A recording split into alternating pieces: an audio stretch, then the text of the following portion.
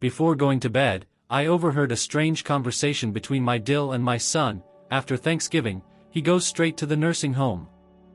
I kicked the door open and shouted, "Before you go, I'll show you a special film." And when I pressed play on the TV, my daughter-in-law fainted. True story. Frank Reynolds had always believed that the quiet was the best part of life. 74 years old and recently recovering from a hip fracture, he found himself more still these days than ever before. Still, the silence that filled the Reynolds house that November wasn't the kind that comforted him. It felt like a curtain drawn over a stage just before something terrible happened. He didn't know what yet, but he could feel it. Something was off. The suburban neighborhood in central New Jersey had grown quieter over the years. Children who once rode bikes down the sidewalks now posted selfies from college dorms, and the neighbors who used to wave from their porches had either moved to Florida or passed on. But Frank stayed. His house, inherited by his son Michael when Frank signed the deed over 5 years ago, still had his fingerprints on every inch of it. The garden was trimmed the way he liked it, the living room smelled of cedar wood and leather, and the wooden clock in the hallway still chimed every hour, on the hour, just like it had for over 4 decades. Michael was a good son. At least, Frank had always believed that. A software engineer by trade, Michael was diligent, intelligent, and respectful. He had married Claire 7 years ago, a polished, assertive woman who worked in corporate real estate. Claire kept things in order. The towels were always folded perfectly, the fridge organized like a catalog display, and the thermostat never dared to go above 71 degrees Fahrenheit. She was, in many ways, the opposite of Frank's late wife Mary, who had preferred chaos to routine, joy to precision. Mary had passed 11 years earlier, and her absence still echoed in the house. Frank talked to her sometimes, late at night, when he couldn't sleep. He'd sit in his recliner, sip a small glass of whiskey, and whisper things he didn't dare say out loud during the day. These late-night monologues were the only place he could still feel like himself, like he hadn't become just an old man in someone else's home. The hip fracture had changed everything. A slip in the garage, a fall too quick to stop, and just like that, his independence had been stripped from him. Michael and Claire had insisted he move into the downstairs bedroom, closer to the bathroom, easier for Claire to check on him. At first, Frank appreciated the help. But now, nearly 6 months later, he could sense something else behind the care. The way Claire smiled at him, not warmly, but with a tightness in her eyes. The way Michael avoided long conversations, always saying he had a Zoom call or a project deadline. The quiet conversations behind closed doors. And worst of all, the forced kindness. The week of Thanksgiving was always Mary's favorite time of year. She loved the ritual of it, the turkey, the pies, the Macy's parade playing on the television. This year, Claire had taken over the preparations with the efficiency of a general leading an invasion. The turkey was already ordered from an upscale organic market, the table set with matching name cards and polished silverware, and the guest list trimmed down to "just us this year," as Claire had put it. Frank hadn't questioned it. Not yet. But on the Tuesday before Thanksgiving, the tension thickened. Claire stood at the kitchen counter with her back to him, whispering into her phone. When Frank entered the room to get his morning tea, she startled slightly, as if caught mid-crime. "Good morning, Frank," she said, too brightly. "Did you sleep well?" "Well enough," he replied, watching her tuck her phone away quickly. She didn't ask about his hip. She didn't ask about the weather, or his crossword puzzle, or the way he liked his toast. She just smiled that tight smile and excused herself. Frank stood in the middle of the kitchen, staring at the counter where she had been, his hands cold. That night, something pulled him from sleep. A sound, soft, hushed voices echoing up the staircase. At first, he thought he was dreaming, but the muffled tone of Claire's voice, followed by Michael's deeper one, sharpened his senses. Carefully, he pulled the blanket aside, pressed his feet into the slippers, and inched the door open just enough to hear. The voices came from the kitchen. He crept silently to the edge of the staircase, holding the railing for balance, and leaned just enough to catch the words floating upward. "After Thanksgiving," Michael said, "we'll do it Friday morning. Early." Before he's even had his coffee. Claire's voice responded, calm and clinical. The car will be here at 8 o'clock. Everything's arranged. He won't even realize until we get there. And by then, it's too late to argue. It's what's best for everyone. There was a pause. The sound of a wine glass being set down. We're not being cruel, Claire continued. You saw what the doctor said, he's struggling more than he admits. This house isn't safe for him anymore. Besides, he'll have people his age there. Activities. Help. Michael didn't answer right away. When he finally did, his voice was low, uncertain. I just hate feeling like I'm sneaking around behind his back. You're not sneaking, Claire said gently. You're protecting him. And us. This is what families do when they love someone. Frank stepped back from the top of the stairs. The floor beneath him felt like it was spinning. His breath came in short, shallow bursts. The hallway seemed longer than usual as he walked back to his room. Inside, he closed the door quietly and sat on the edge of his bed. They were sending him away. Not asking. Not discussing. Deciding. He stared at the framed photo of Mary on the nightstand. Her smile, frozen in time, seemed to hold both comfort and warning. I'm not done yet, he whispered. Then, slowly, as if pulled by instinct, Frank stood and opened the bottom drawer of his dresser. He hadn't looked inside it in years. Beneath old letters, newspaper clippings, and a few faded photographs, something red caught his eye. A small pen drive. He picked it up, held it in his palm, and closed the drawer. Tomorrow, he thought, they'll think they've won. But they have no idea what's coming. Frank barely slept that night. The house, once a place of peace and memory, now felt like a cage closing in. He lay in bed staring at the ceiling, listening to the creaks and sighs of the home he had helped build with his own hands. Somewhere beneath those familiar sounds, the voices of betrayal echoed like a drumbeat he couldn't silence. 8 o'clock Friday morning. That was the deadline. They had planned it with precision, as if he were a problem to be solved, a burden to be quietly removed. The red pen drive lay on his nightstand.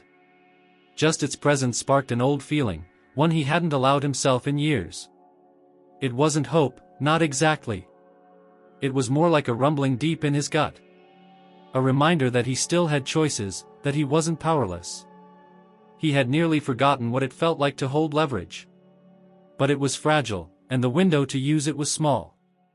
He needed to think, and more than that, he needed to act before the illusion of safety was shattered forever. The next morning, Claire was already in the kitchen, humming softly as she adjusted the Thanksgiving centerpiece on the dining table. A golden arrangement of pine cones, miniature pumpkins, and artificial leaves sat between two tall white candles. Frank walked in quietly, gripping the handle of his cane harder than necessary. Claire turned with a smile, perfectly composed. Good morning, Frank. I was just about to make your tea. I'll manage, he replied, moving slowly toward the kettle. She stepped aside but kept her eyes on him as he prepared his cup. He could feel her watching. Studying. Measuring every move. Michael entered a few minutes later, wearing a Princeton hoodie and looking freshly showered. He greeted Frank with a nod, then kissed Claire on the cheek. Smells like cinnamon in here, he said. Apple pie's in the oven, Claire replied. It's just the frozen kind, but I added a little something extra. Frank stirred his tea, careful not to speak. His ears were sharp now. He noticed how Claire kept checking her phone. He noticed the brief glance Michael gave her when she did. There was an unspoken rhythm between them, quick glances, silent confirmations, the way they avoided discussing anything about the holiday other than the food. He ate his breakfast slowly and kept quiet. They thought he was defeated. Good. That was part of the plan. Later that morning, when Claire left to run errands, Michael helped Frank into the living room and settled him into the recliner. Frank watched as his son moved around the house, straightening things, adjusting the pillows on the couch, picking up a small toy car one of the grandkids had left behind last week. There was something restrained in his movements, controlled, but tight, as if he were wound too tight inside and trying not to let it show. "Everything okay, son?" Frank asked, watching him. Michael hesitated. "Yeah," he said. "Just a lot on my mind. Work stuff." Frank nodded slowly. "You always did carry too much on your shoulders." Michael looked up, but didn't answer. Frank let the silence stretch between them. A silence full of things unsaid. Claire returned just before noon, her arms full of grocery bags. Frank stayed out of her way, but listened. He heard her mention to Michael that she'd confirmed something with the center. She said it quietly, but Frank caught it. She was tying up loose ends. That afternoon, while they both left to pick up a few last-minute items, Frank made his move. He waited until the garage door rumbled shut behind their car. Then, slowly, he climbed the stairs. It was risky. His hip wasn't strong, and the pain shot down his leg with every step, but he took his time, gripping the railing, pausing after each movement. When he finally reached the top, he turned down the hallway and entered Michael and Claire's bedroom. He hadn't been in there in years. The room was immaculate. Claire's perfume lingered in the air, something sharp and floral. The bed was made perfectly. On the far side, her dresser held a glass tray with jewelry, 2 small candles, and a leather-bound planner. Frank opened the top drawer and rifled through it quickly. Nothing. He moved to the second.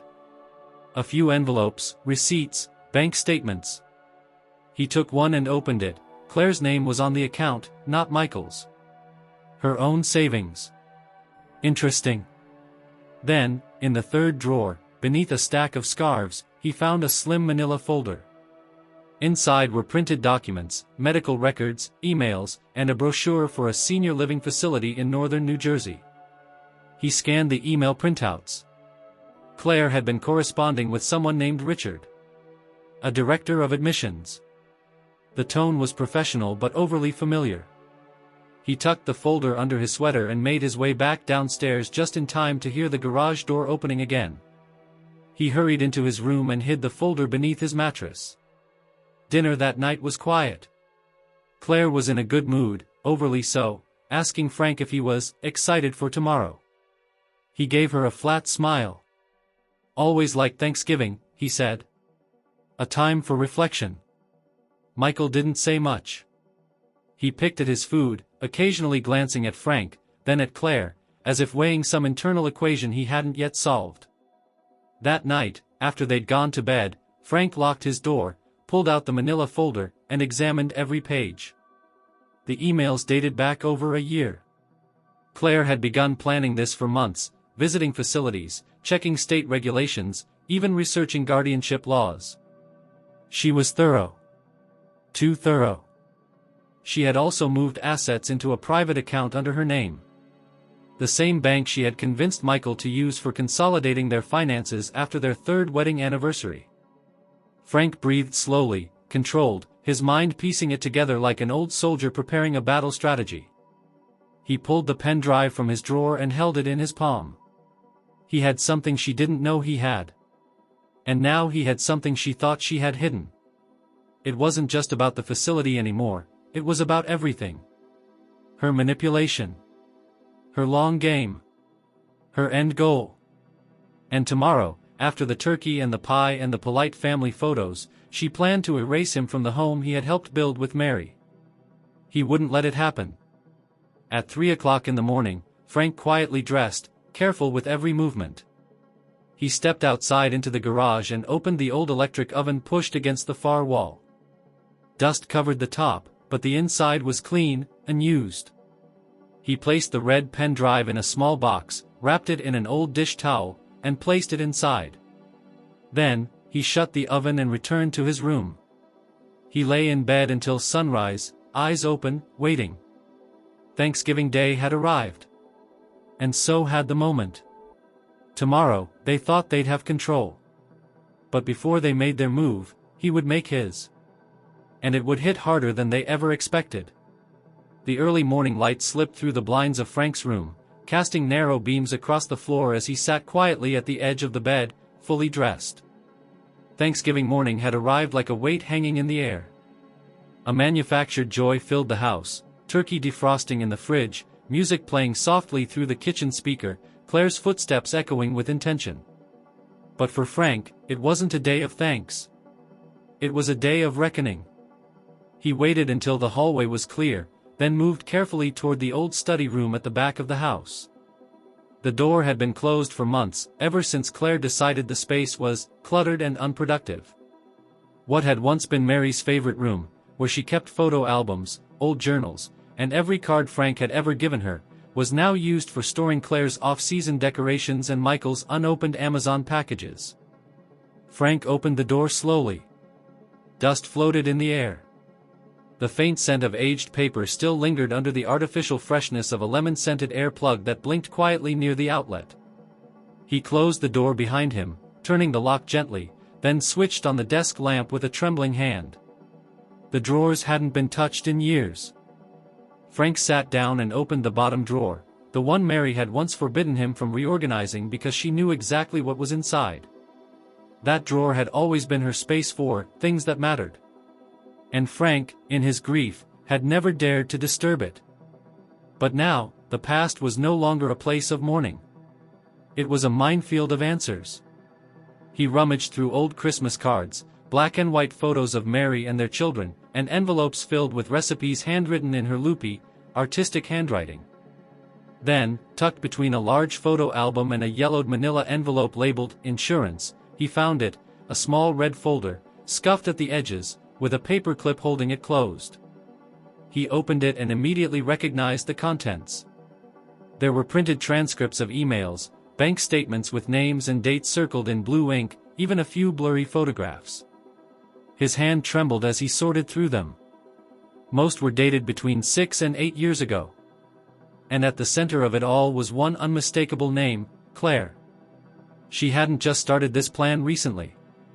She had been calculating, piece by piece, long before Frank's fall. He read through a string of emails printed from a private address he didn't recognize at first. But then the tone became clear.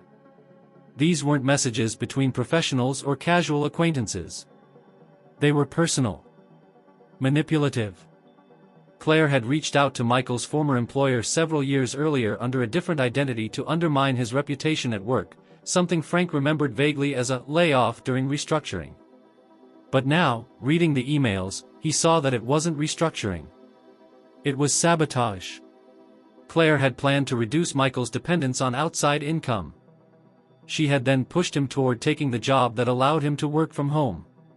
It gave her access. Control.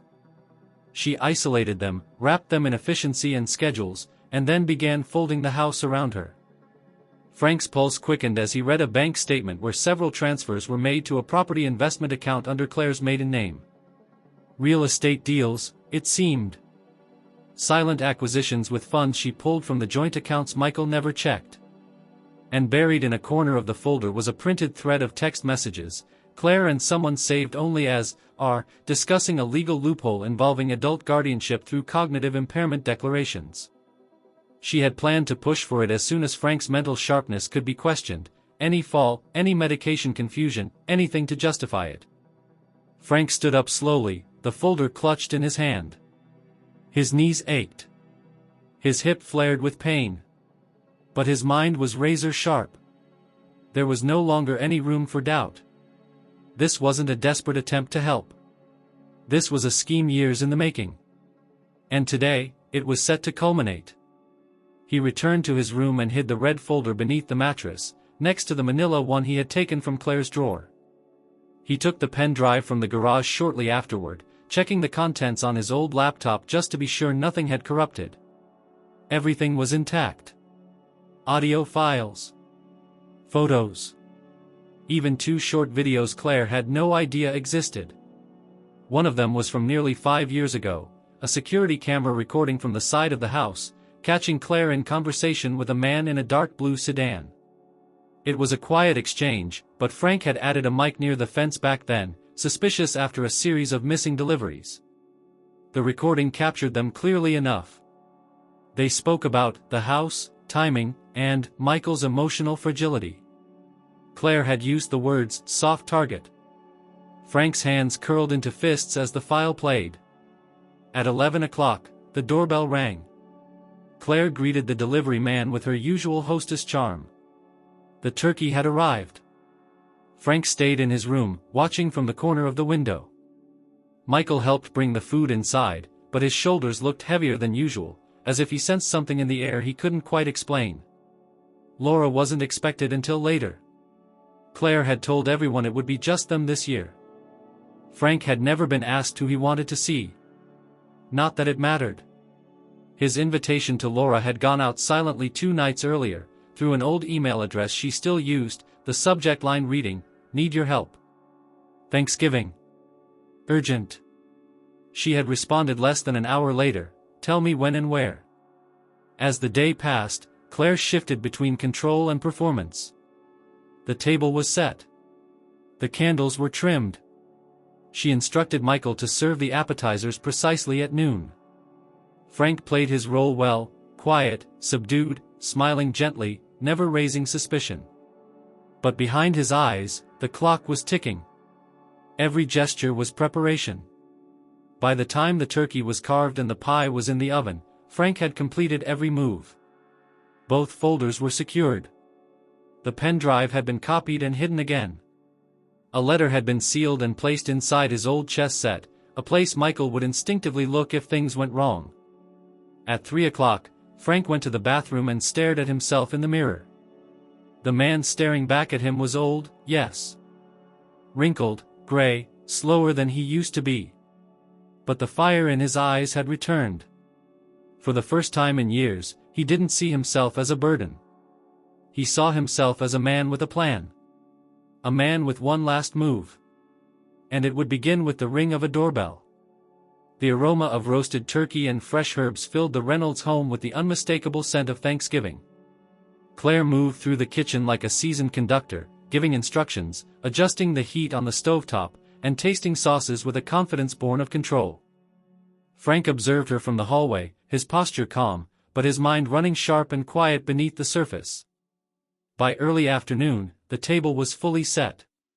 Golden napkin rings, polished cutlery, and small ceramic pumpkins sat arranged with surgical precision. Claire had even printed a minimalist menu to place at each seat, listing every dish in perfect order. It was meant to impress, to showcase her as the orchestrator of a perfect family holiday. But behind the display was tension. Michael had barely said a word since that morning. Frank watched his son closely, noting the way he hovered, uncertain, like someone trying to escape a building without setting off alarms. Frank knew that Michael's unease wasn't about the food, or the holiday, it was about the conversation he hadn't had the courage to initiate. And Frank wasn't going to force it. Not yet. It was nearly 3 o'clock when Frank returned to his room, taking a moment to sit by the window. Outside, a few neighborhood kids kicked a football across the lawn across the street, their voices light and careless. For a moment, Frank envied them, the simplicity of youth, the innocence of not knowing the weight of betrayal or the cost of silence. But that moment passed quickly. He stood, reached into the closet, and removed the brown wool cardigan Mary had given him on their last Thanksgiving together. It still carried a faint scent of her perfume, clove and lavender. He put it on slowly, button by button, then walked back into the hallway. Claire was lighting the tall candles at the dining table when he entered the room. "Frank, you look sharp," she said, smiling. "That cardigan really suits you." He nodded once. "Mary picked it." Claire hesitated for the briefest second, then recovered. Well, she had good taste. Frank gave her nothing else. He walked past her, slow and deliberate, then sat at the far end of the table. Michael entered soon after, glancing at his father, then at Claire. "She's on her way," Frank said suddenly. Claire turned to him. "Who?"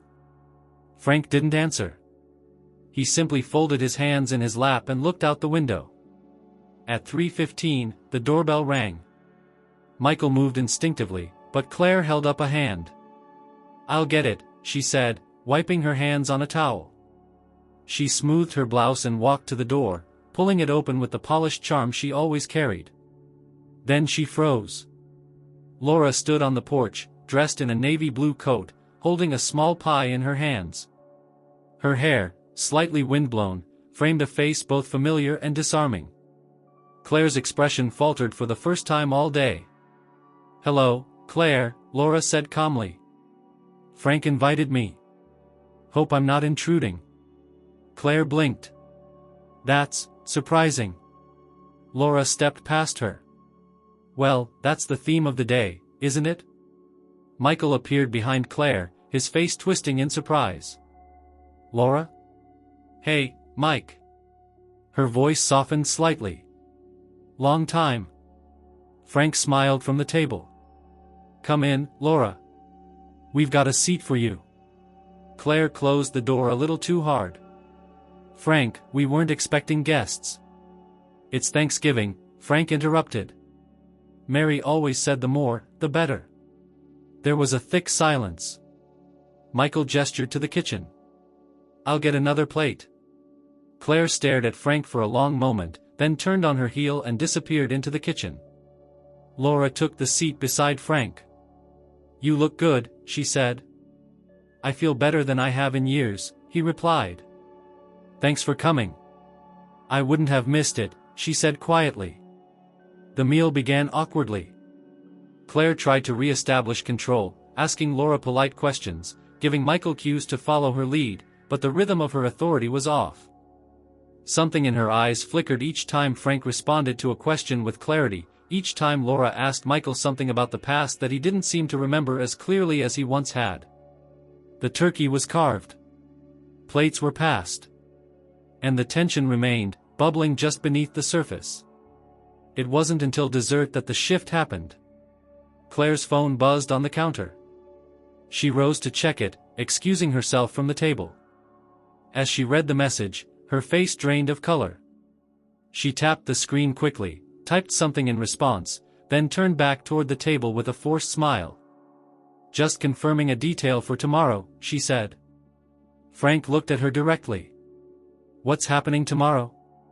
Claire didn't answer. Her lips pressed into a thin line. Frank stood slowly, placing his napkin on the table. The room went quiet. "I'd like to show you all something before we call it a night," he said. "If you don't mind." Claire's eyes snapped to his. "Now's not really the..." "I insist," Frank said, his voice sharper than anyone had heard in a long time. He walked into the living room and picked up the remote. The television clicked on, the screen illuminating the dim space with a quiet hum. Everyone followed him in, unsettled but curious. Michael sat on the edge of the couch. Laura perched beside him. Claire stood by the doorway, arms crossed. Frank inserted the pen drive into the small media hub connected to the television. He navigated slowly, methodically, until the first file appeared on the screen. Then he pressed play. The room darkened. The screen flickered. At first, it was grainy footage, home security video. Claire in the driveway, speaking to a man in a blue sedan. The audio wasn't perfect, but the key words came through. The house, soft target, once the timing's right. Claire inhaled sharply. "What is this?" Michael asked. Frank said nothing. The next clip played. A recording of Claire on the phone, pacing through the backyard, saying something about legal leverage and mental decline. Her voice was unmistakable. Michael turned toward her, eyes wide. "Claire?" She didn't answer. The third file was a photo, Claire standing in front of a building. A date stamp from 4 months ago. The nameplate behind her read, Maple Creek Assisted Living. The final file began to play, and Claire moved suddenly. "Turn that off." Frank didn't move. The video continued, an audio log, dated 2 years ago.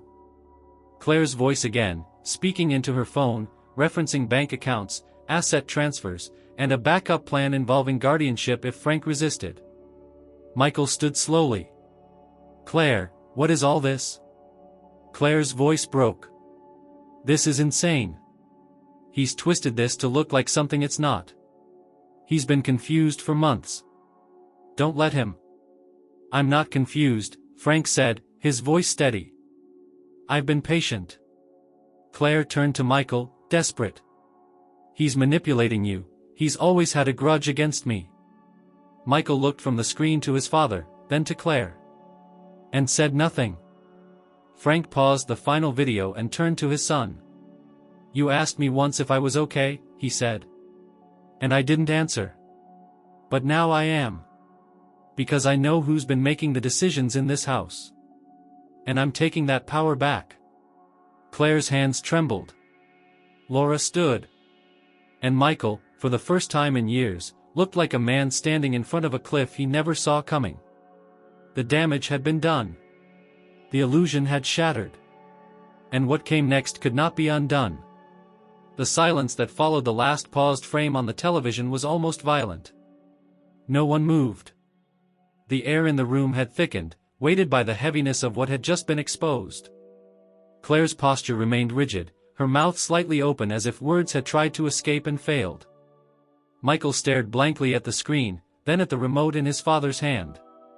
Laura's gaze was steady, unwavering, but her jaw was tense. And Frank stood tall, both hands on his cane, breathing slowly but deeply, as though he had just returned from a war zone he'd prepared for in secret. When Claire finally moved, it was a short, jerky step backward. This was a setup, she said sharply, her voice louder than necessary. You've manipulated footage, twisted context, spliced recordings, this doesn't prove anything. Michael didn't respond. He hadn't spoken since the final video stopped. His eyes remained on the screen as though he hadn't quite absorbed what he'd just witnessed. Claire turned to him, now speaking directly to her husband. Michael, listen to me. Your father has had issues remembering things for months. You've noticed it too, don't pretend you haven't. He's confused, bitter, and he's roped Laura into some weird revenge stunt. Frank let out a breath. Not a sigh, not frustration. Something colder. Final. I was confused, he said quietly, interrupting her. For a long time. But not about my memory. About you. Claire's face twisted into something between panic and rage. This isn't happening, she said, almost to herself. This can't be happening today. You picked the day, Frank said, his voice flat. You chose Thanksgiving. I just chose not to let it be my funeral. Laura moved toward the dining room silently, giving the three of them space. Michael finally sat down on the couch, elbows on his knees, hands clutched in front of his mouth. He still hadn't said anything. Claire turned from him, paced toward the dining table, and then back again. Her movements were no longer composed. There was no more tight-lipped elegance in her posture, just sharp edges and desperation. She pulled out her phone and began scrolling rapidly, searching for something, anything, that would bring her back into control. Frank knew the signs. She wasn't planning her next lie. She was searching for an exit. Looking for Richard? Frank asked. I imagine he's spending the holiday with his real family. That landed. Claire's eyes shot up. How do you know that name? I know a lot more than you thought, Frank said. Like the property in Paramus you bought through your maiden name. The shell account at Northwood Trust. And the offer letter you received from the developer last month. She blinked. You've been spying. I've been surviving. Michael finally spoke, though his voice was quiet. Is it true? Claire turned to him, hesitating. Which part? All of it. Claire straightened. She smiled. But it wasn't genuine. It was mechanical. Hollow. You're my husband. I've always done what I thought was best for our family. Including your father. That's not what I asked. Claire said nothing. Frank walked slowly toward the dining room, ignoring the ache in his hip. He took his seat at the head of the table, folded his hands in front of him, and looked around. The candles still flickered. The food was still warm. The illusion of normalcy clung desperately to every dish and decoration, trying to pull the moment back into something it no longer could be. Laura returned and quietly took her seat. Michael followed, slower, not meeting anyone's eyes. Claire stood off to the side, torn between walking out and pretending none of this had happened. Eventually, she sat, but she didn't touch her food. Frank picked up the carving knife with a steadiness that surprised even him. He cut a thick slice of turkey, plated it, and passed it to Laura. Then he served Michael. He did not serve Claire. The room was so quiet that the sound of cutlery tapping plates felt like thunder. Michael cleared his throat. "Dad, when did you start suspecting all this?" Frank didn't look up from his plate. "Not long after my fall. It wasn't the accident, it was what came after. The way she rushed to reorganize everything.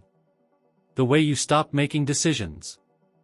I realized she wasn't helping anymore. She was repositioning." Claire's fork hovered in the air. "You're acting like I planned your injury. That's insane." "I'm saying you used it."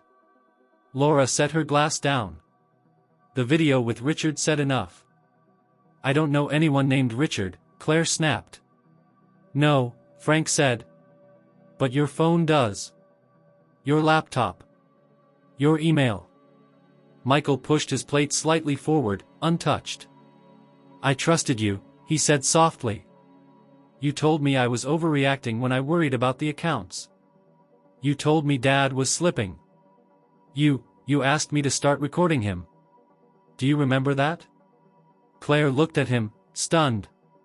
"You said we needed documentation in case there was a legal challenge." "I was protecting us," she whispered. "You have no idea what could have happened if he hurt himself again." "You were planning to institutionalize my father," Michael said, louder now. "Don't hide behind protection. You didn't even ask me." Claire's expression hardened. "Because you would have hesitated. And we didn't have time for hesitation." "No," Frank said. "You didn't have time. I had nothing but time. And I used it." The room was still again.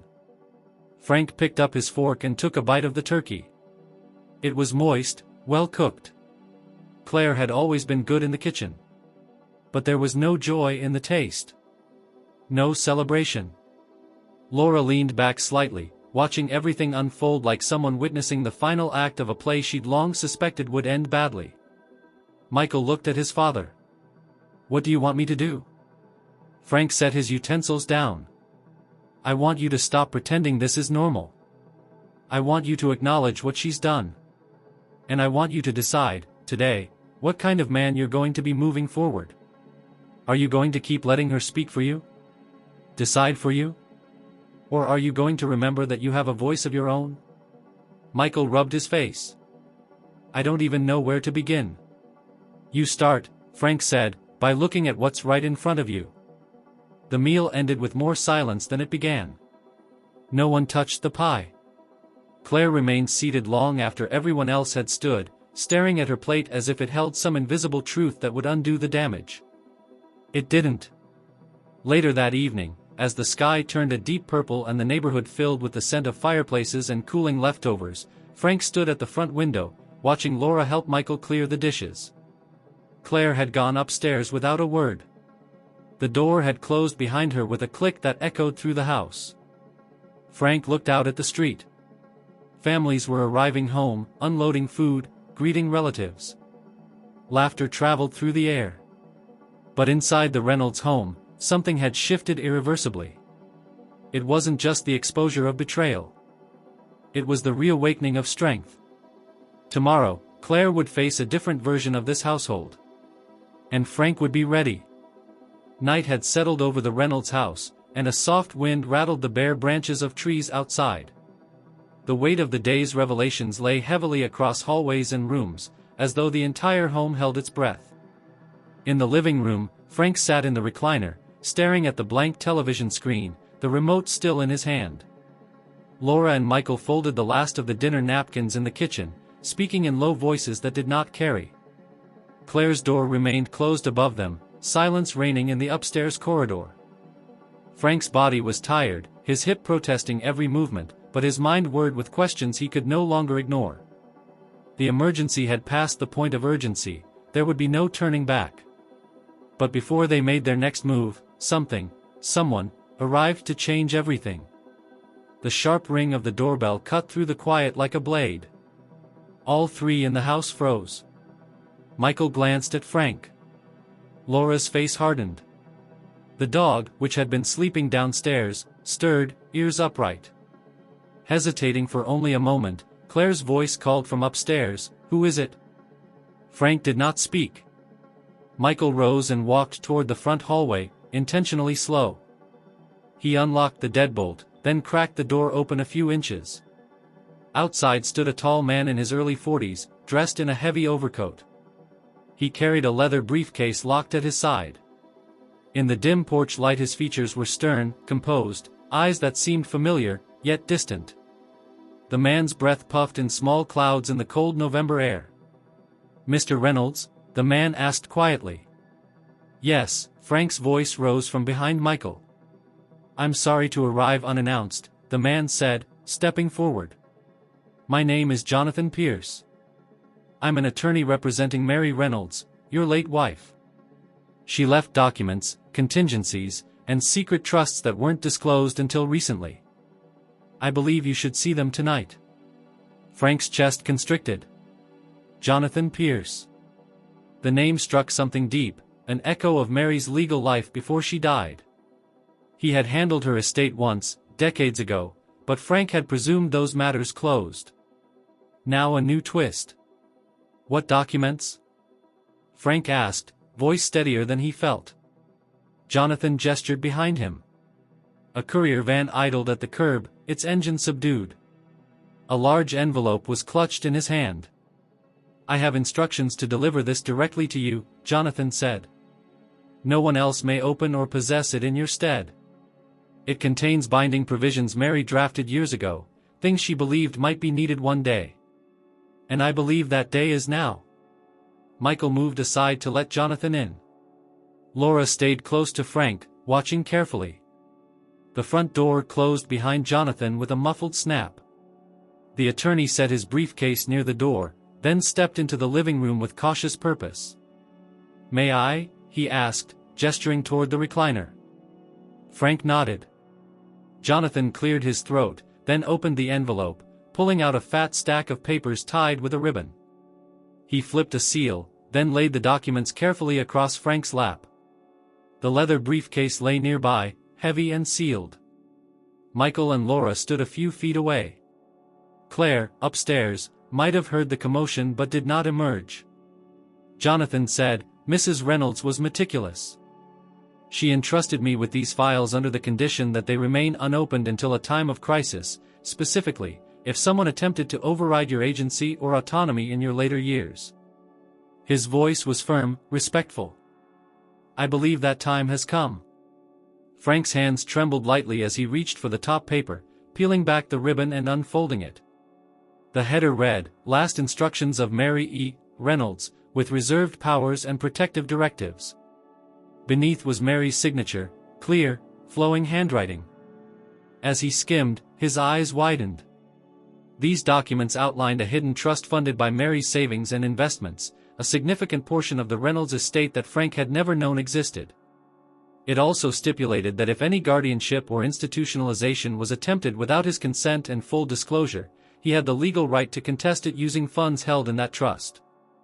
And not only that, the documents named a designated executor aside from Michael and Claire, someone external and impartial, to oversee disputed matters. Frank swallowed. His heart hammered. Jonathan spoke softly, "These were never recorded in your regular estate documents. Mary kept them private, for reasons I was sworn to protect. She suspected that if she revealed them first, they might invite interference. But now you hold them when they matter most." Michael stepped closer. "Dad. I had no idea this even existed." Laura nodded, silent, absorbing the impact of the revelation. Jonathan closed the stack gently. "I will remain here for as long as is needed to answer questions or to assist you legally. But the contents are yours now." He opened his briefcase and withdrew a camera, a compact video recorder. "You should make a copy, for your protection." Frank inhaled, then exhaled. He folded his hands over the documents, his mind racing faster than his heart. At that moment, Claire's door slammed open upstairs. She came striding down the hall, her face pale but determined. "What is going on here?" she demanded, her voice echoing in the foyer. Michael turned. Laura stepped aside. Frank rose slowly from the recliner, gripping the trust documents in one hand. "Mary left instructions," he said quietly, holding them out for Claire to see. "Hidden ones. That take effect under certain circumstances. Like this." He paused, letting the weight of those words hang between them. Claire's eyes flickered to the stack, to Jonathan, to her husband. Her posture flickered, confidence broken, uncertainty creeping in. "You can't just do this," she whispered. Jonathan cleared his throat. "The documents are valid. All parties were named and legally executed. If you believe they're defective, they may be challenged, but only through a court. Until then, they stand." Michael's voice trembled. "Mom, we need to talk about this." Claire's mouth opened, closed, then opened again. She was out of words. Frank watched her, then looked at Michael. "You choose now. You have your father's defense in your hands too." Jonathan backed toward the door. "I will stay until you confirm how you wish to proceed. The courier will leave, but the documents and trust obligations remain here." He watched as Claire sank onto a chair, the strength in her frame draining. Michael approached, placing his hand gently on his mother's shoulder. Laura turned toward Frank, offering a silent nod. A new chapter had begun. The hidden file, the red folders, the media expose, they had started the unraveling. But now Mary's own voice, preserved in legal form, had inserted itself into the conflict. Its timing was perfect. Its power, undeniable. Frank stood in the living room, clutching Mary's words, surrounded by the shocked faces of those he thought he knew. The house was no longer a familiar territory. It was a battleground. Claire might have believed she had planned every step. But she had never counted on Mary. And the war had just gained a reinforcer. Darkness fell across the Reynolds home like a heavy curtain, silent and slow.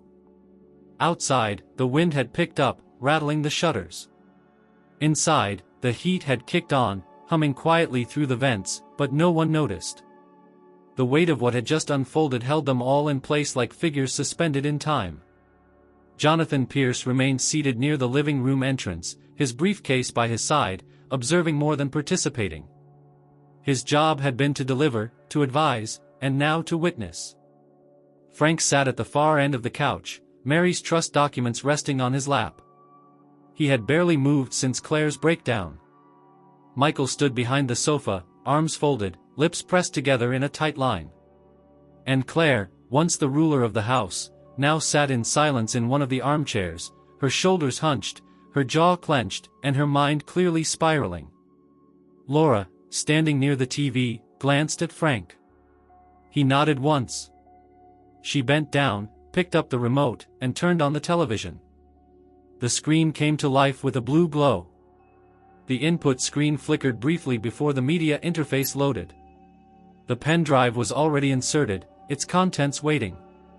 Laura clicked into the folder Frank had prepared, no longer secret, no longer hidden, and selected the file labeled "Play Me First."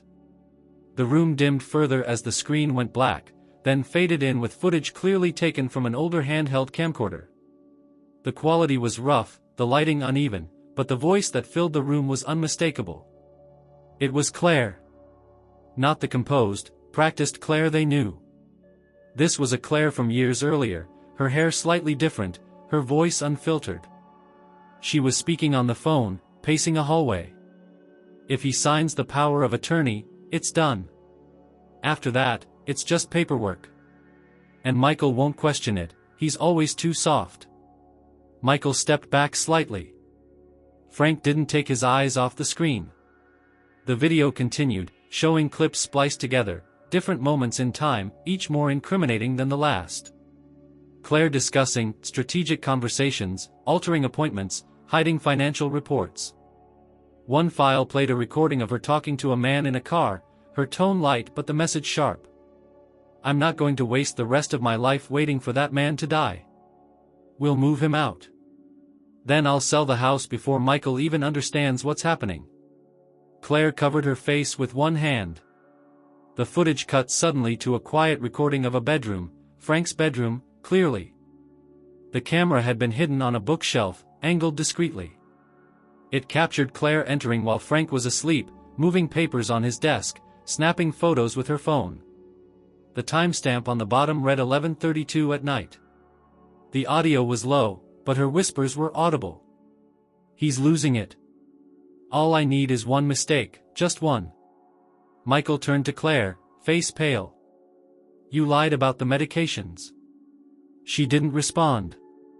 The film continued. Now it showed screenshots of emails between Claire and a corporate real estate firm. Contracts drafted. Transfer of ownership agreements. Listings prepared before any decisions had officially been made.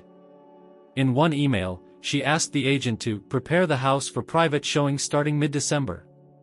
Frank turned slowly to Michael. She planned to sell it before Christmas. Michael's jaw tensed. His hands curled into fists, then slowly relaxed. Jonathan leaned forward. Mr. Reynolds, these files, do they have originals? Backups? Frank nodded. Stored in 3 locations. One with a friend. One in a bank box. One encrypted online. Jonathan gave a satisfied nod. Then they'll hold up in court. Claire finally stood. I want to speak, she said. Frank didn't stop the video, but the next clip had no audio. Just photos, Claire at a lawyer's office. Claire with Richard. Claire signing papers. The betrayal layered in image after image. I want to speak, she repeated, louder. Frank looked up at her. Then speak. Claire stepped forward, hands trembling. She looked not at Frank, but at Michael. I didn't mean for it to become this.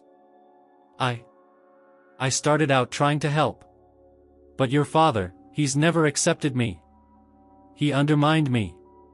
Made this house feel like it never belonged to us. Michael blinked slowly. You tried to have him removed from his home. I thought it would be better, for everyone. You've been miserable, Michael.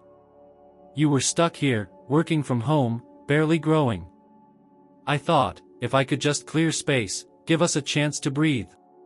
You wanted control, Laura said sharply. And you had it. But that wasn't enough. Claire's eyes shifted. You don't understand what it's like, watching everything revolve around someone else's legacy. I married into a shrine. Every room here still smells like his wife. Every drawer still holds her handwriting. I couldn't compete with a ghost. Frank spoke then, his voice softer than before. Mary didn't ask to be remembered. She just lived a life worth remembering. Claire said nothing. Laura turned to Michael. You still have time to make this right. But not if you keep her in charge of your story. Michael stared at Claire for a long moment. Then he walked to the TV and pressed pause. The screen froze on an image of Claire at a bank, signing over a document. Michael faced his wife. I need you to leave tonight. Claire gasped. This is my family's home, he continued. It was given to me by my father. And I allowed you to take control of it while I stood back and let it happen. I won't do that anymore. Claire shook her head slowly. You can't be serious. Jonathan stood as well. Legally, Mr. Reynolds has the right to evict any non-titleholder occupant pending dispute resolution. If needed, I can draw the notice tonight. Claire turned toward Michael again. You're going to choose him over me?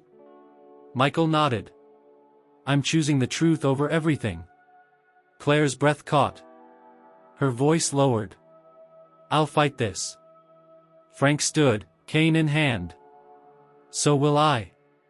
And this time, I'm not alone. She stood in place for a moment, as if calculating her next move. But she knew the room had turned against her. The walls were no longer hers. The family, no longer under her spell. She turned and walked toward the stairs. The sound of her footsteps echoed coldly as she disappeared into the bedroom. Jonathan packed the briefcase again. I'll stay overnight. In the guest room, if permitted. I expect there'll be more fallout tomorrow. Frank nodded. Stay. We'll need your counsel. Michael sank onto the couch, his face lined with exhaustion. Laura sat beside him, her hand resting gently on his shoulder. Frank turned off the TV. The final image disappeared. The silence that followed was no longer one of fear, but release. Upstairs, a door slammed. A suitcase thudded. The war was not over, but the battlefield had changed. Tomorrow would bring consequences. Tonight brought clarity. And the film had only just begun. The house was unnaturally quiet for the rest of the night.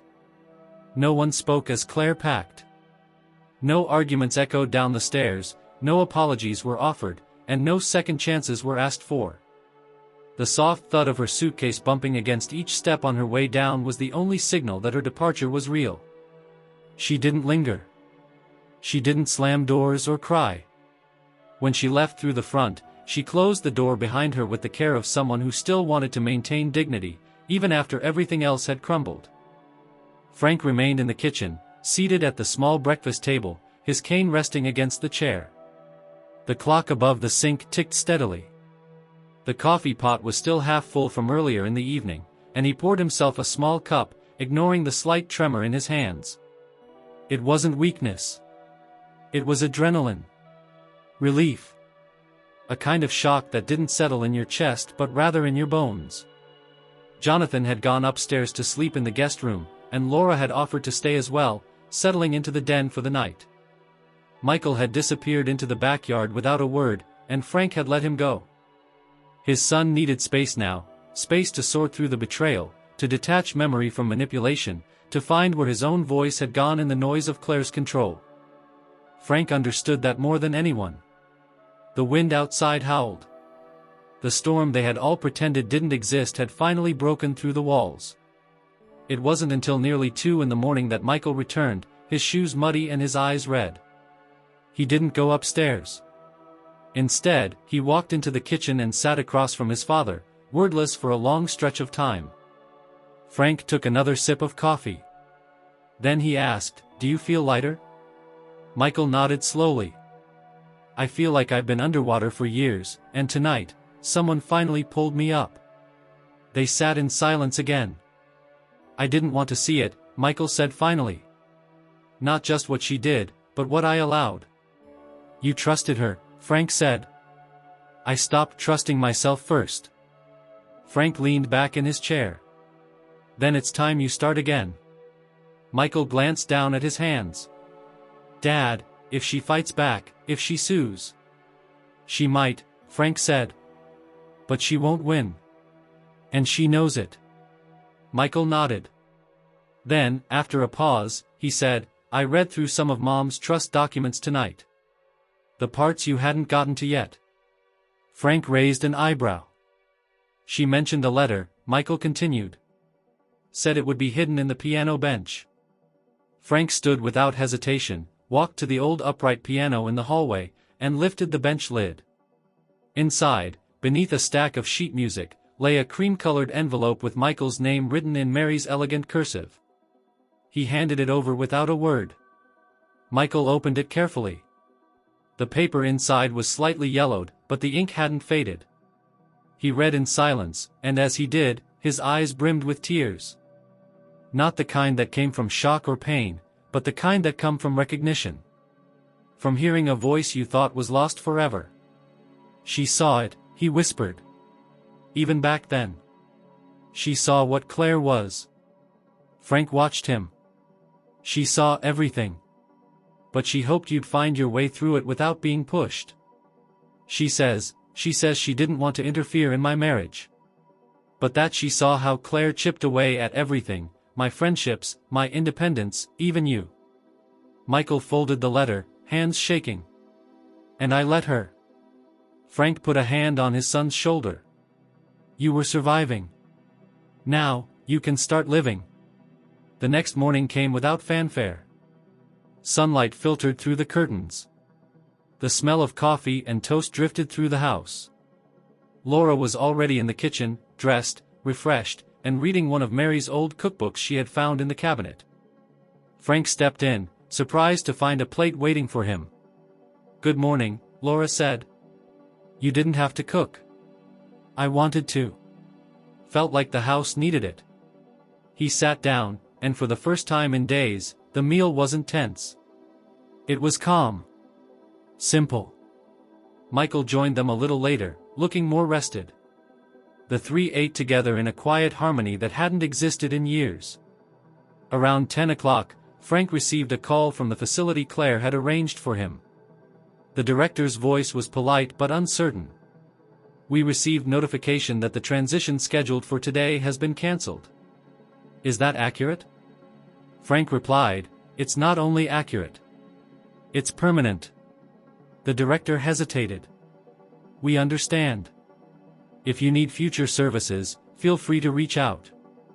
"I'll manage on my own," Frank said. Then he hung up. He returned to the kitchen, where Michael was organizing paperwork at the table. "They won't call again," Frank said. Michael looked up. "I'm going to call a lawyer I trust." "Not hers. Mine. We need to formally begin the separation process." Frank nodded.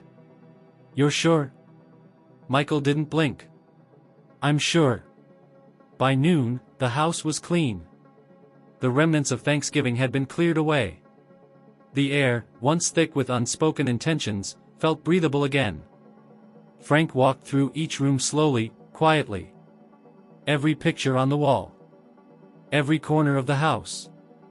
He stopped at Mary's old bookshelf, where her collection of biographies stood untouched. He pulled out her favorite one and carried it to the living room. He sat in his recliner, opened to the first chapter, and began to read. Laura walked by with a box of decorations. "Planning for Christmas already?" "I might host," Frank said without looking up.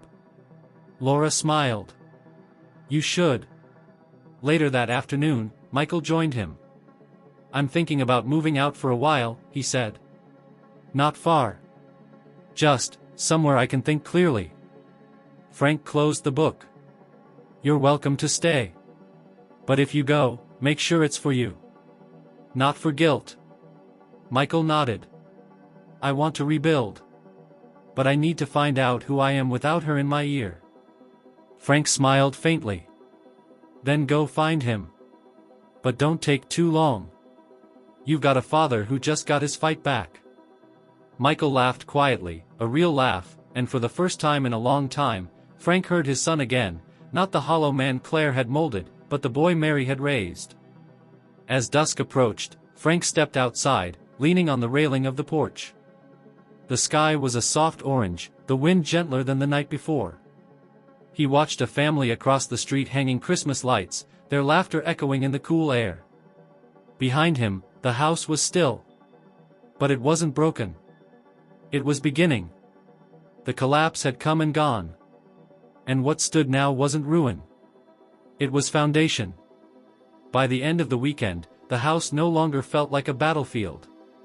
It was quieter now, but not in the way it had been before, no longer filled with avoidance or tension, but with a kind of stillness that invited reflection. Frank noticed it first in the small things, the way sunlight warmed the hallway without the weight of Claire's disapproving eyes, the scent of old books returning without the intrusion of expensive candles, the way each step he took through his own home finally felt like it belonged to him again. Laura stayed until Sunday evening, helping Michael sort through mail, untangle household accounts, and create a list of documents that would need to be updated now that Claire was no longer part of the structure. Michael had started making calls, insurance companies, a different lawyer, even an old college friend he hadn't spoken to in years. Frank watched him carefully, and for the first time in a long while, he saw a version of his son that resembled the man he had once hoped Michael would become, deliberate, honest, no longer hiding behind polite inaction. But amid the forward motion, something unsettled still tugged at Frank. It came in quiet flashes, a phrase he had overheard, a date he had forgotten, a familiar scent that triggered a memory buried too deep.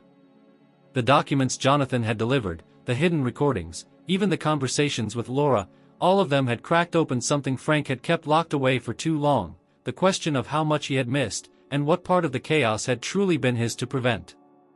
On Monday morning, after Michael left to tour a nearby apartment complex, Frank stood alone in the living room, holding a faded photo album he had retrieved from the study. It had been tucked away in a shelf marked, "Junk, Mary's old stuff," a label Claire had applied long ago.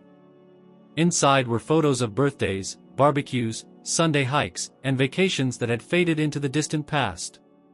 Frank turned the pages slowly, his fingers brushing faces frozen in time. There were pictures of Michael as a child, grinning under a Christmas tree, holding a fishing rod at Lake Winona, riding his first bike. Mary was in nearly every frame, either with an arm around him or watching from nearby. And Frank saw something in her eyes that he hadn't dared to name before: concern. It wasn't just in the later years, after Michael had married Claire, it had started long before that. In the photos from high school graduations and early jobs, Mary always seemed watchful when Michael wasn't looking. Frank had dismissed it as maternal protectiveness. But now, looking back, he saw that it was something else. Mary had seen the way Michael gave himself away, too much trust, too little doubt, especially to women who were drawn to the power behind his gentle nature. She had warned Frank once, in the kitchen, when Michael and Claire were newly engaged. "She's sharp," Mary had said. "But she cuts without asking where the wound should go." At the time, Frank had laughed it off. "You just don't like letting go." Mary hadn't argued. She had simply looked at him with the quiet disappointment only a spouse could offer, then turned back to her teacup. Frank had never brought it up again. Now he sat alone at the kitchen table, the album open in front of him, and let the memory wash over him.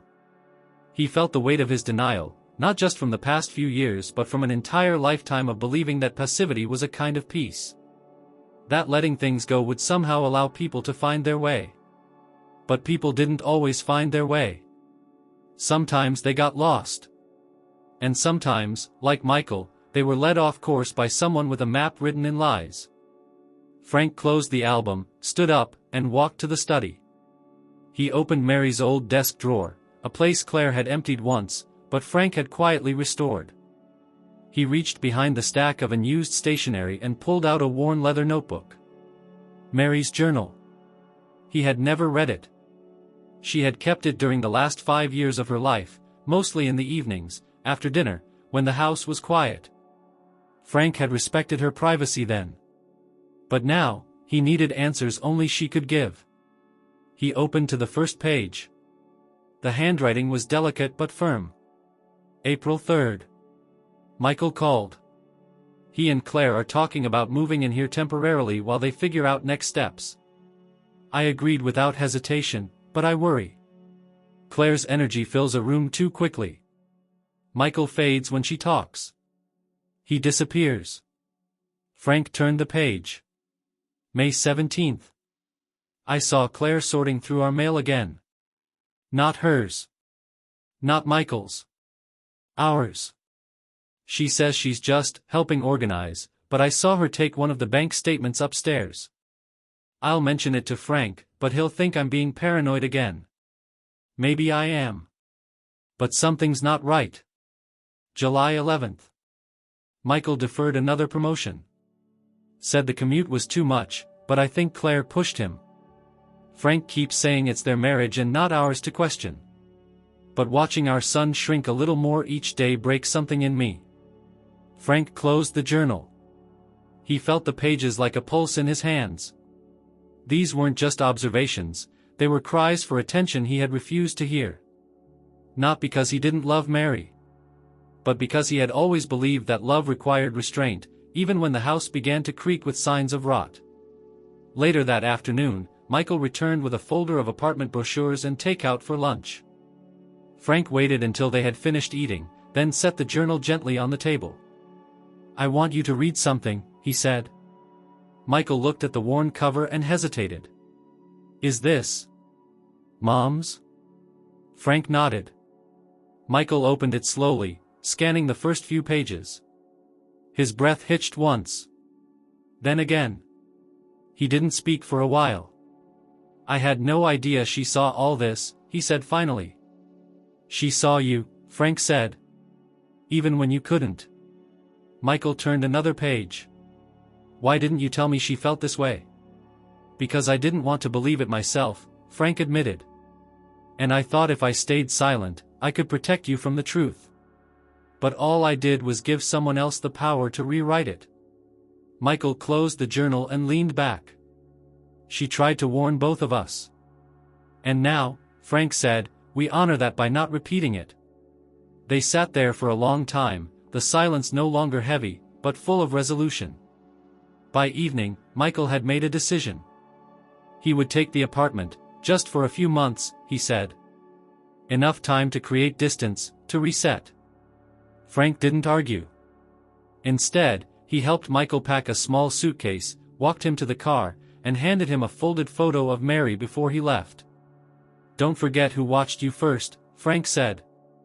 Michael nodded. And don't forget who waited. As the car pulled away, Frank returned to the house. It felt quieter again. But this time, it wasn't a silence of absence. It was the calm that follows after you finally start telling the truth. And in that quiet, Frank could finally hear Mary clearly. Not just in memory, but in every step he took forward.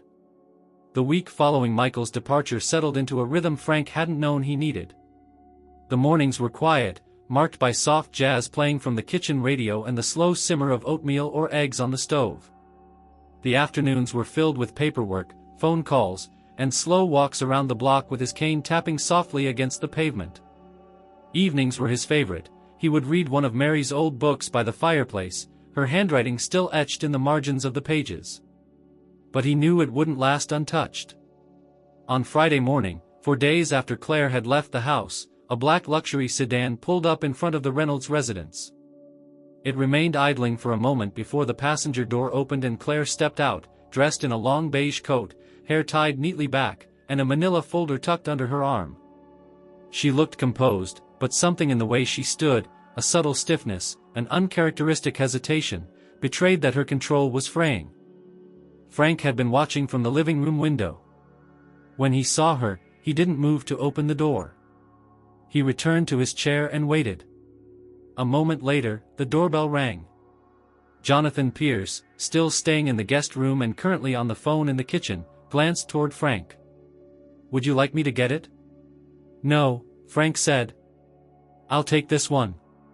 He walked slowly to the door, opened it just wide enough to see her clearly, and said nothing. Can we talk? Claire asked. About what?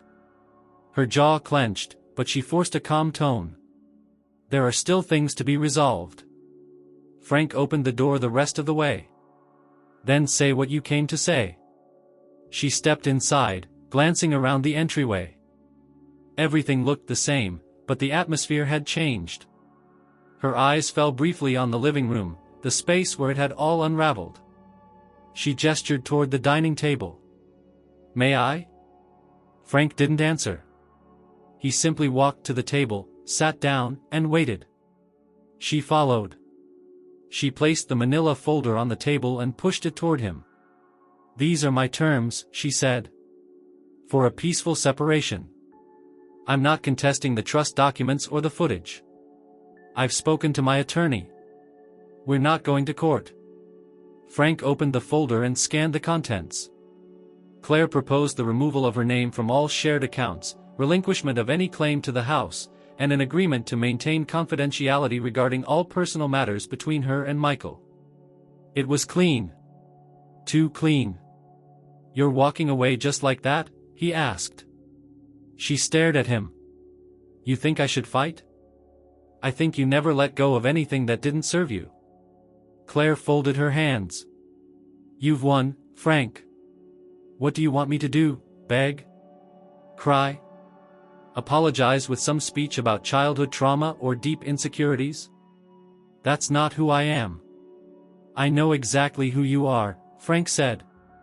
That's why I'm not asking for anything. You don't owe me closure. You owe that to Michael. Claire's face twitched. He won't take my calls. Then you'll write to him. You'll explain everything. Not just what happened. Why it happened. She scoffed. You really think that matters now? I think it might be the only decent thing left you can do. There was a long pause between them. The sound of the radiator hissing filled the silence. Claire leaned back in her chair. You know, there was a time I actually respected you. Before the fall. Before all this. Frank met her gaze. There was a time I hoped you'd grow into someone better. But you didn't. I tried to be a good wife, she said, voice low. I tried to build something stable. And all I ever got back was judgment. From you. From Mary's shadow. From this house. Frank's eyes narrowed. You didn't want stability. You wanted control. You wanted to rewrite the rules, then burn the pages that reminded anyone what the rules used to be. Her hand tightened on the table. You weaponized silence, Frank continued. You convinced my son to question his instincts. You made this house feel like a prison. But you didn't break me. You didn't even bend me. And now you're angry because I'm still here. Claire's voice was nearly a whisper. You were supposed to be gone by now. Frank nodded. I know. And that's exactly why I stayed. She looked away, biting the inside of her cheek. I'm not going to ruin your life, Claire, he said. I'm not going to humiliate you. That's your story to carry. But you don't get to write the ending. Claire stood. I'll have my attorney call yours next week. We'll finalize everything. Frank didn't rise. Good. And send the letter. She looked at him one last time. There was no venom in her eyes, no plea. Just a tired acceptance of defeat. She walked to the door, opened it without help, and left. The black sedan pulled away moments later. Frank remained at the table, staring at the folder. Jonathan entered from the kitchen. She surrender? Frank nodded. For now. Jonathan picked up the folder, scanning it. It's fair. Surprisingly so. She's calculating. But she knows she's outmatched. Jonathan sat across from him. You've done something rare, Frank. You exposed the truth without destroying everyone in the process. I didn't want revenge, Frank said. I wanted clarity. Jonathan smiled faintly. Well, you got it. Later that evening, Frank received a text from Michael. It was a photo, his new apartment. Small, but bright. A window overlooking a park. The caption read, starting fresh. You were right. I needed to find my voice. Frank replied simply, I hear it now. He set the phone down, picked up Mary's journal, and turned to a new page. He hadn't written in years, but tonight, something moved him. November 24th. She came back. Not to win. Just to finish what she started. But this house held her reflection too clearly, and she couldn't stand the sight of herself anymore. Michael is becoming the man you always believed he could be. And I. He paused, then continued. I am finally becoming the man I should have been when you needed me most. He closed the journal. The confrontation was over. Not with shouting. Not with triumph. But with truth. And for the first time in a long time, truth had been enough. The morning air carried the crisp scent of approaching winter, and frost laced the edges of Frank's bedroom window. He sat at the edge of his bed, lacing his shoes slowly, his movements stiff but precise. The past few weeks had peeled away layers of history, some ugly, some forgotten, and some that had simply been buried in the noise of years passing too fast. But Frank had emerged from it all not just intact, but sharper than he had been in decades. He moved more slowly now, yes, but his mind, his sense of who he was, stood taller than it had since Mary died. And still, there were questions. The trust Mary left behind had been comprehensive, but one note kept returning to him, something Jonathan had only referenced once, in passing, as an unprocessed final document.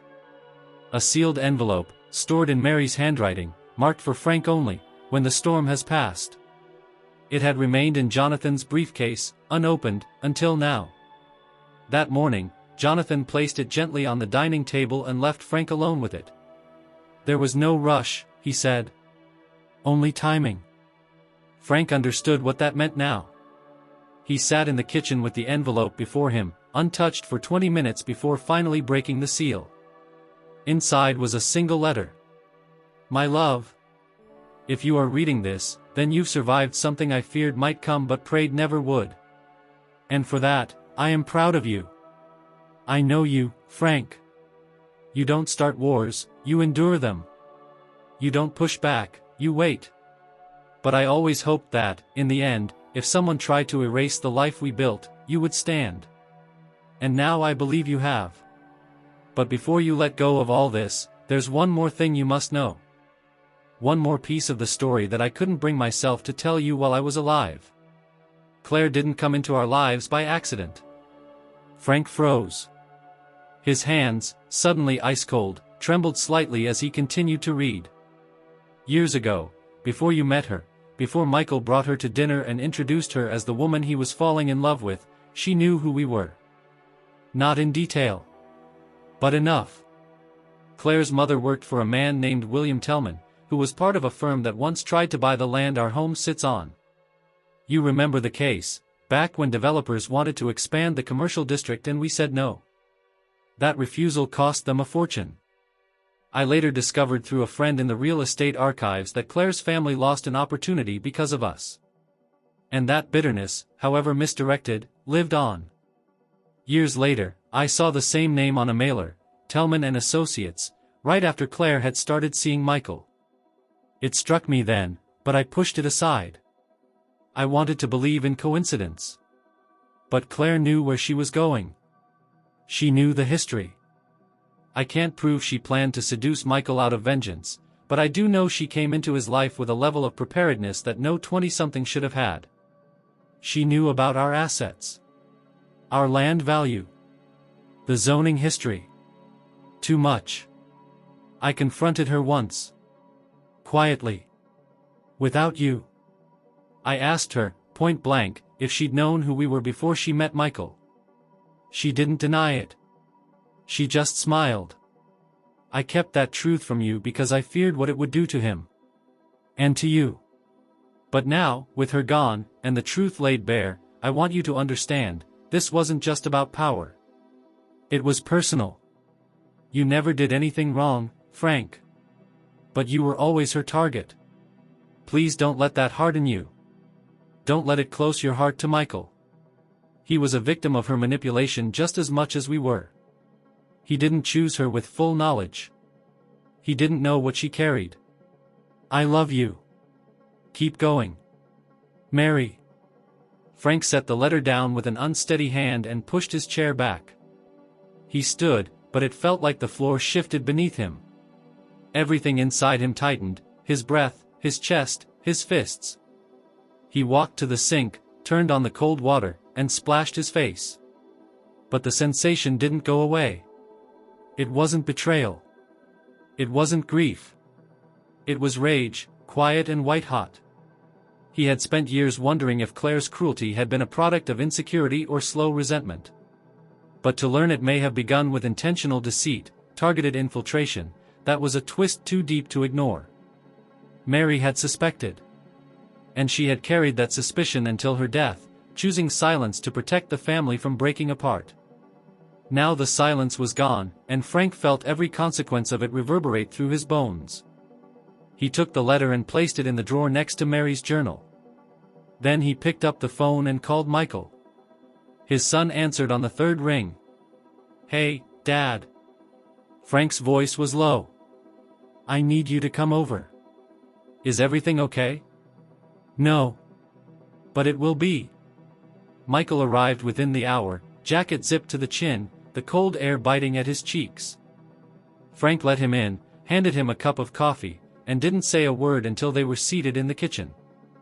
"I read the last letter from your mother," Frank said. Michael's expression shifted. "And?" "She told me something she never shared before."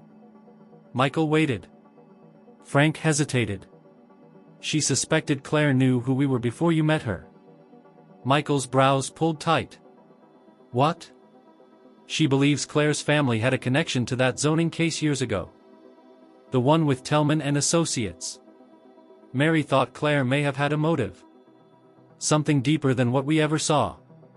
Michael sat back, stunned. "You think she got involved with me as revenge?" "I don't want to believe it. But after everything that's happened, I can't dismiss it either." Michael rubbed his face with both hands.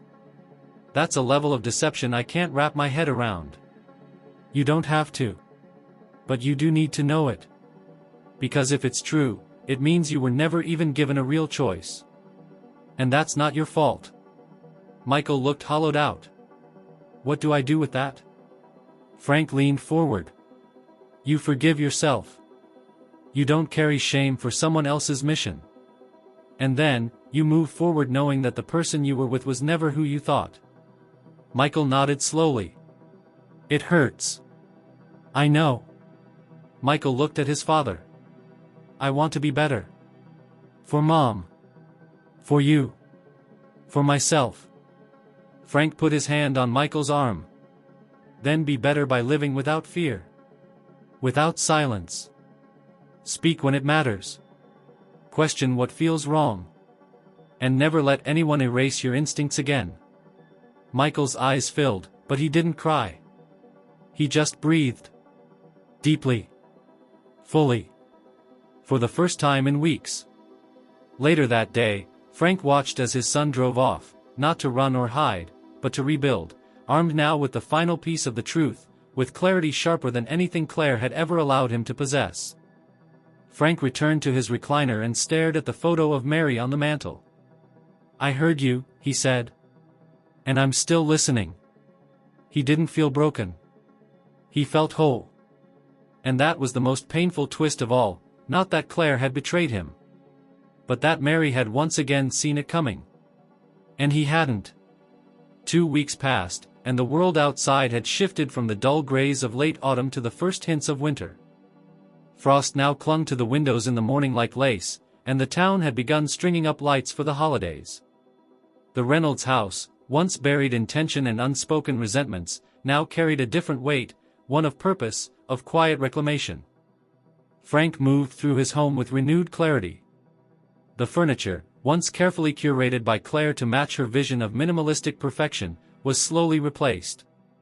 Laura had helped him go through catalogs and antique shops, bringing in warmth, wood, color. The sterile glass vases were gone. In their place, framed photos re-emerged, Mary's smile in the garden, Michael as a child, a candid of Frank and Laura from years ago that had been buried in a shoebox at the back of a shelf. The house was no longer curated. It was lived in. And Frank had no plans to stay in it much longer. He sat in the study one afternoon, the sunlight casting long, pale beams across the floor, and stared at a rental application resting on the desk. It was for a modest apartment in a senior-friendly complex on the edge of town, not assisted living, not sterile, not institutional. Just simple, functional, and quiet. Independent. Laura had driven him there to visit it a few days earlier. The moment he walked into the unit, a 2-bedroom on the ground floor with a small patio and a tree just outside the living room window, he had felt something he hadn't felt in years. Freedom. He had made the decision on the spot. Now, all that was left was to finalize the paperwork and begin the move. Jonathan sat across from him, double-checking the terms. "No red flags," the attorney said, adjusting his glasses. "Lease is clean, management seems responsive. And with the trust Mary left, you'll have no trouble covering expenses for as long as you want." Frank nodded. "It's not about money." "I know. It's about having space that no one else designed for me." Jonathan smiled. "Then you're doing the right thing." They finished reviewing the lease, and Frank signed it. A simple signature. but it felt like the final act of a quiet revolution. By that weekend, boxes were stacked by the front door. Laura came by with 2 neighbors to help pack, and Michael returned from the city for the day, not to fix anything but simply to assist. He arrived with groceries and pastries, a notebook under his arm filled with new sketches and project notes. "Started taking design clients again," he said as he helped wrap glassware in newspaper. "Thought I'd forgotten how, but it's coming back." "That's because you stopped asking someone else for permission," Frank replied. Michael laughed. "That too." The move itself was peaceful. No drama. No tension. No hidden motives. Just quiet loading, familiar banter, and the occasional pause for shared memory. At the new apartment, Frank stood in the center of his living room, surrounded by open boxes, and looked out the large window to the tree just beyond the glass. A few brittle leaves still clung to the branches, fluttering with the breeze. Laura set down a lamp. "It's going to be nice here." "It already is," Frank said.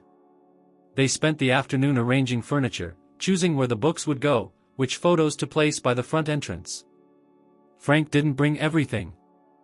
He left the heavier, darker pieces at the house, knowing Michael might return to it later, reclaim it as something fresh. But he brought Mary's journal, the piano bench, the red cardigan, and the letter she'd left behind. He kept those close. At sunset, Laura poured them both a cup of tea. They sat together on the small patio, wrapped in blankets, the cold air biting but not unwelcome. "You ever think about moving back to the city?" Frank asked her. She shook her head. "I like the quiet now. I like people who speak slowly and mean it." "I'm starting to understand that too." They watched the street for a while, an older couple walking their dog, a child riding a scooter with gloves too big for his hands, a neighbor stringing up white lights around his doorway. Then Laura said, "You're different now." Frank looked at her. "Older?" She smiled. "Wiser. Clearer. Like something lifted." He nodded. "I think I lived too long under the idea that endurance was the same as strength. But sometimes, you have to step forward instead of just waiting." "You stepped." Frank smiled, but it didn't last long. His thoughts turned again to Mary. "I wish she could see this. All of it." "She does," Laura said softly. "In every choice you're making now, she's there." That night, Frank lay in his new bed, the room still unfamiliar but welcoming. He didn't feel displaced. He felt chosen, like this space had waited for him all along, and now he had finally arrived. In the middle of the night, he woke briefly and turned toward the window. Moonlight spilled in, casting soft silver lines across the floor. The tree outside swayed gently. No voices called from the hallway. No footsteps past his door. Just quiet. Safe, warm quiet. The kind he hadn't known in years.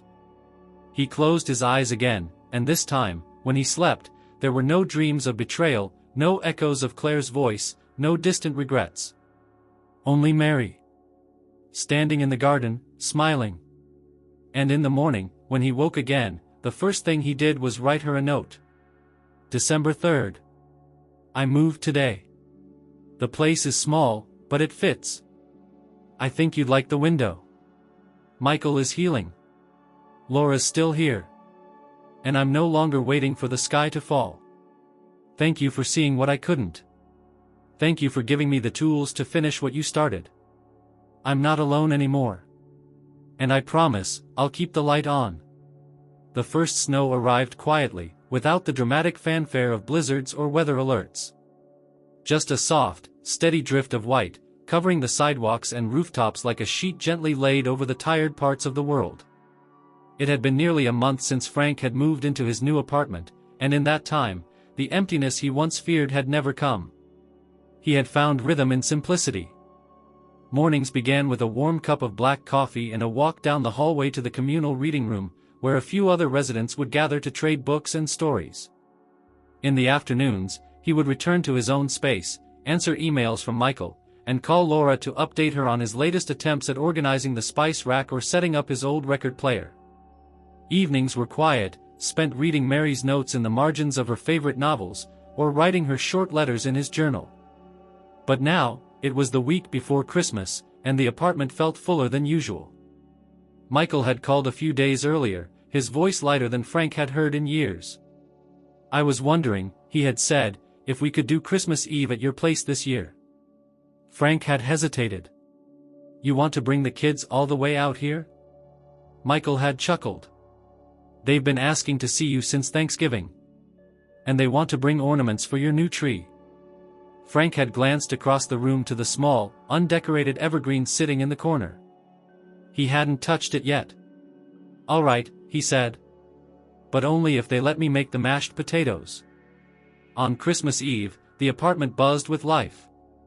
Laura arrived first, arms full of groceries and wrapped gifts. She brought music on a small speaker and a garland she insisted was just the right kind of tacky. Together, they cooked and laughed as the snow continued to fall outside, the sky a soft blue-gray as the sun disappeared early beyond the treetops. Then Michael arrived with his children, both under 10, both loud and thrilled to be in Grandpa Frank's new home. They immediately began unpacking a box of mismatched ornaments, painted wooden animals, paper stars, plastic candy canes from their preschool years. Frank watched them move, filling the tree with color and memory, and for a moment, he saw Mary in the way they arranged things just slightly off-center, letting creativity outrun perfection. Michael stood near the kitchen, watching too. After the children settled down with Coco and a movie in the other room, he approached his father. "You've changed this place," he said. "I think it changed me," Frank replied. Michael smiled. "I'm glad you moved. I wasn't sure, at first. But now I see it. You're doing all right?" "I'm more myself now than I've been in years.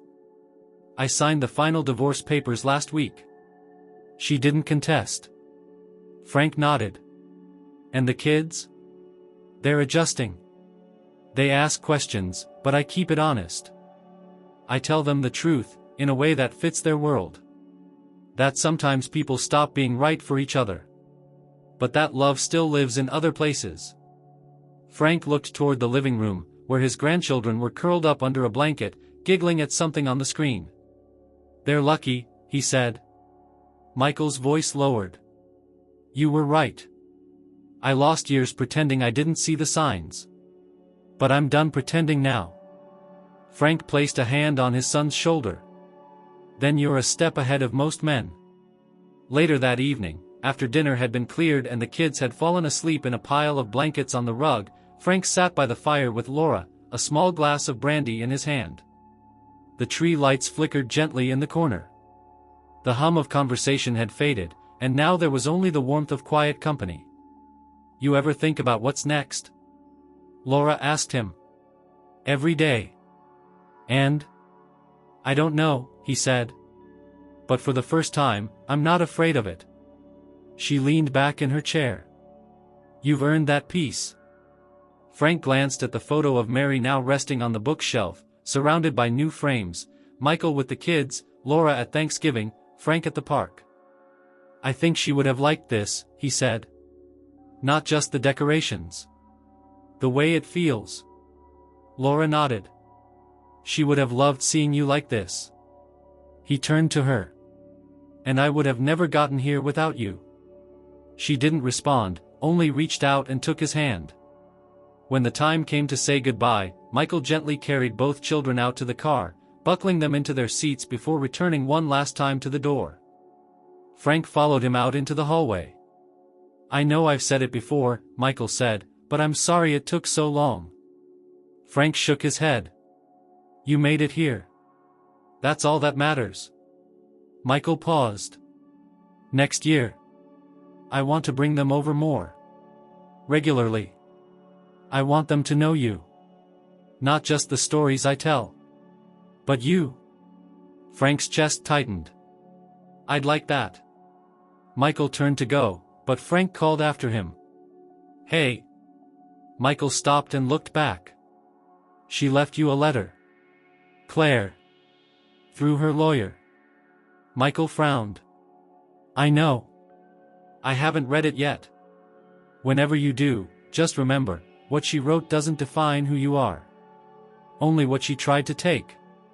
Michael nodded slowly. Thanks, Dad. The car pulled away, headlights disappearing down the snowy road. Frank stood in the doorway for a moment longer, then stepped back inside. Laura was already cleaning the kitchen, humming softly to herself. The room smelled of cinnamon and pine, and the fire had dimmed to a quiet glow. He sat by the window, opened his journal, and wrote one last note. December 24th. The tree's full now. The rooms are warm. The silence has changed, it no longer echoes. It listens. Michael is becoming more than I ever hoped. The kids bring laughter without weight. And Laura, she is still here. Still light. You were right. It was never too late. Not for me. Not for him. And maybe not for anyone. He closed the book and placed it gently beside Mary's photo. Outside, the snow continued to fall. And for the first time in years, Frank Reynolds no longer feared what came next. He welcomed it. With both hands open. And his heart finally free.